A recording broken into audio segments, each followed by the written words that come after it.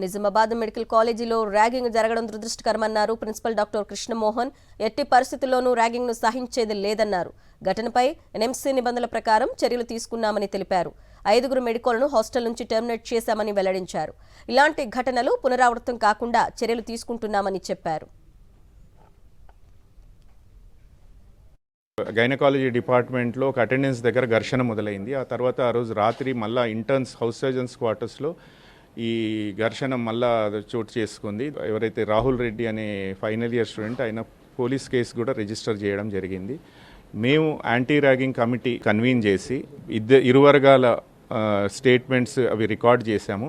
Record చేసి anti ragging committee అనేది decision తీసుకోవడం జరిగింది. 6 నెలలు suspension plus permanently expulsion from the house surgeons quarters అని డిసిషన్ తీసుకోవడం జరిగింది.